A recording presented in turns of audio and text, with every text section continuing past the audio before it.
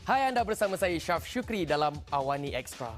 Bajet 2018 yang dibentang Perdana Menteri Datuk Seri Najib Tun Razak minggu lalu dilihat secara jelas memberi impak penekanan positif kepada aspek membantu pembinaan keluarga, dan bajet ini juga memperlihatkan kerajaan sudah mula menunaikan tanggungjawab membantu golongan wanita daripada banyak perkara, dan minggu ini itu fokus Awani Extra.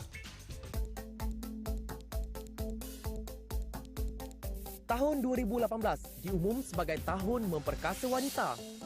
Dan menuju ke arah itu, antara langkah akan dilaksana termasuk mewajibkan sekurang-kurangnya 30% wanita dalam keahlian lembaga pengarah GLC dan GLIC serta badan berkanun. Juga tempoh cuti bersalin mandatori untuk sektor swasta dinaikkan daripada 60 hari ke 90 hari. RM20 juta untuk program latihan dan keusahawanan wanita, antaranya Peak Entrepreneur Program di bawah MyWin Academy. Dan bagi menggalakkan golongan wanita kembali bekerja, kerajaan mencadangkan layanan pengecualian cukai pendapatan individu. Ia bagi wanita yang memperolehi pendapatan dalam tempoh 12 bulan berturut-turut kepada mereka selepas tempoh sekurang-kurangnya 2 tahun berhenti daripada pekerjaan. Dan bersama saya bagi membincangkan pasca pembentangan bajet 2018 iaitu Profesor Datin Dr. Norizan Abdul Razak yang merupakan pengarah Pusat Kepimpinan Wanita Tun Fatimah Hashim Universiti Kebangsaan Malaysia. Assalamualaikum Prof. Waalaikumsalam warahmatullahi. Terima kasih dapat jemput saya. Betul, terima kasih kerana sudi bersama kami hari ini Prof. Prof, kita terus saja kepada soalan pertama Prof. Wanita sering dianggap sebagai support system dalam sesebuah institusi, tidak kira di rumah ataupun di sektor pekerjaan. Tapi Prof, pandangan itu sudah mula berubah orang cakap, sebab ramai wanita sekarang ni sudah mula memegang banyak jawatan-jawatan penting dalam sektor pekerjaan di negara ini. Dan juga baru-baru ini juga Prof, bajet 2018 kerajaan telah meminta 30% penglibatan wanita dalam lembaga pengarah GLC, GLIC dan juga badan berkanun sebelum akhir 2018. Jadi bagaimana pandangan Prof mengenai sasaran itu Prof? Kami daripada satu sudut melihat dari segi kepimpinan wanita sebagai pembuat keputusan iaitu 30%, kami menyambut baik di dalam bajet yang baru dibentangkan baru-baru ini. Tetapi kami merasakan kita patutnya tidak melihat kepada 30%, kita boleh pergi lebih jauh daripada itu. Kerana tahun 2018 ialah tahun memperkasakan wanita. Ya, jadi dengan kepakaran yang ada, dengan kebolehan kami merasakan bahawa wanita perlulah diletakkan lebih tinggi, di mana mereka yang berkemampuan dan juga mempunyai kepimpinan yang tinggi, boleh kita berikan peluang untuk menjawab pejawatan yang lebih tinggi. Ya. Kalau kita lihat di dalam public listed company sekarang ni, daripada statistik yang ada, hanya 16% wanita pemegang board of directors. Jadi kita lihat yang ini masih belum capai pun lagi. Walaupun di peringkat dilihat daripada syarikat-syarikat yang kecil, kita lihat ramai ya wanita-wanita yang mempunyai syarikat mereka, tetapi di bawah pembuat keputusan tadi itu masih rendah. Kita terus pada soalan kedua Prof. RM20 juta diperuntukkan untuk program latihan dan keusahawanan wanita, dan tentunya sesuatu yang sangat dinantikan oleh semua wanita di luar sana. Namun soalannya Prof, adakah ia mengenai golongan yang disasarkan sahaja Prof? Okey. Jadi kalau kita lihat dalam bajet itu amat mesra wanita, amat inklusif, di mana keseluruhan wanita di pelbagai peringkat telah pun diletakkan beberapa sasarannya ya. Jadi kalau kita lihat 20 juta tadi untuk keusahawanan wanita, pada masa ini penggunaan digital teknologi dan juga digital ekonomi dapat menjana pendapatan dengan pelaburan yang rendah, iaitu wanita kini boleh berniaga daripada rumah, mereka boleh menjalankan perniagaan secara online ya. Jadi dengan menggunakan peruntukan yang sedia ada, ia dapat membawa melonjakkan wanita kita untuk berjaya di dalam perniagaan, dan dengan itu dapat membantu ekonomi keluarga mereka. Jadi kita memang rasanya menadah tanganlah ya di atas bajet yang baik ini dan hanya ada beberapa perkara perlu diteliti iaitu program-program yang diadakan untuk membantu keusahawanan wanita ini perlu dah diperhatikan bahawa wanita yang betul-betul ingin berniaga, mereka yang betul-betul layak untuk menerima latihan tersebut kerana kita tidak mahu ianya menjadi touch and go. Latih kemudian tinggal. Dan tidak menjadi apa pelaburan tersebut. Jadi kalau kita lihat nak membantu usahawan ni, kita kena pegang tangan mereka.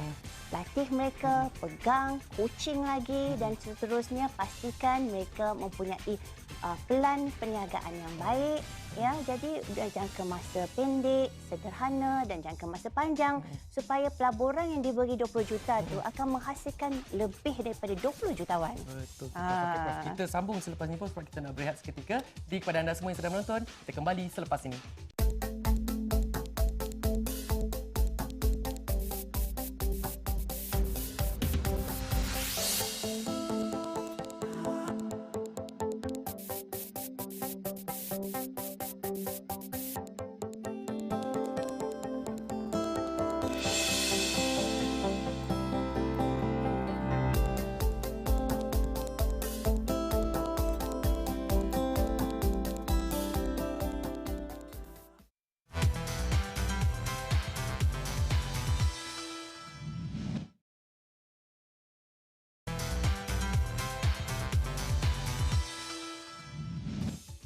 Turut dititik beratkan dalam bajet kali ini pengambilan pembantu rumah warga asing.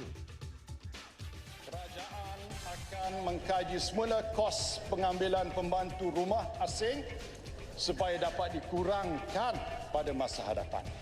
Sebagai permulaan, kerajaan memberi pilihan kepada majikan untuk mengambil pembantu rumah secara langsung daripada 9 negara sumber tanpa melalui ejen.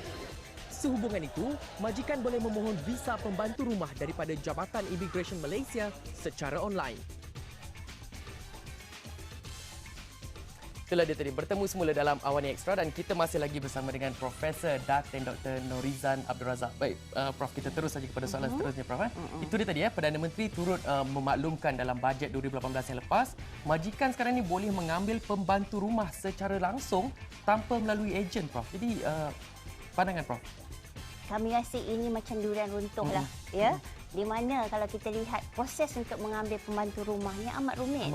Ya, kemudian dia terlalu mahal. Betul. Jadi kalau kita lihat yang eksekutif ya, iaitu mereka yang baru saja bekerja, kemudian berkahwin dan mempunyai anak untuk mencapai 12,000, 18,000, kalau orang kata tu macam duit belanja kahwin lah. Ya, jadi kalau kita lihat macam mana ni kita nak bantu warga ni supaya warga wanita supaya mereka boleh terus bekerja dengan sokongan yang baik. Jadi kami merasakan bahawa dapat mencari dan memilih sendiri pembantu rumah daripada negara asing itu adalah satu yang usaha yang baik dan dapat mengurangkan beban wanita yang bekerja. Di samping itu, kami juga menyambut baik iaitu apabila Perdana Menteri kita menyatakan bahawa akan lebih banyak taska-taska yang akan dibina pusat asuhan di tempat kerja. Ini dapat membantu wanita bekerja dan juga mengelakkan mereka exit daripada workforce dengan begitu awal. Kerana kalau kita lihat di universiti, pelajar wanita kita mencecah hingga 64%. Tetapi apabila mereka bekerja dengan kelulusan yang tinggi ini, mereka exit terlalu awal daripada workforce. Disebabkan tidak ada sokongan untuk menjaga anak-anak mereka. Jadi dengan ada sokongan, pembantu rumah yang baik, dengan kos pengambilan pembantu rumah, dengan taska-taska di tempat kerja, wanita akan lebih produktif. Dan percayalah, kita tidak akan sia-siakan peluang ini. Betul, Prof. Penjelasan yang cukup bagus, Prof. Okay, Prof. Kita terus saja kepada soalan selanjutnya. Fokus juga diberikan kepada wanita di sektor swasta. Jadi cadangan cuti bersalin mandatori ditingkatkan daripada 60 hari ke 90 hari. Bagaimana Prof lihat impak kepada cadangan itu, Prof, dari pandangan kekeluargaan? Ianya satu berita yang cukup bagus. Tapi bagaimana pula penerimaan majikan di sektor swasta, Prof? Kalau kita bawa daripada perspektif keluarga, bonding ibu dan anak tu 90 hari itu sebenarnya tak cukup. Okey. Tetapi cukup memadai untuk ia antaranya memastikan bahawa anaknya dalam keadaan yang baik, dapat mencari pembantu rumah, dalam 90 hari itu dapat dia menyusu anak tersebut dan ia akan membantu keharmonian keluarga dia. Dan juga apabila dia masuk balik ke tempat kerja, hatinya tenteram, ya, iaitu anaknya di rumah telah been taken care of. Jadi 90 hari itu memang sesuai dan kita lihat ada 360 hari seorang wanita mempunyai hak untuk mendapatkan waktu untuk menyusu anak mereka, kan, cuti bersalin dengan maksimum 90 hari setahun.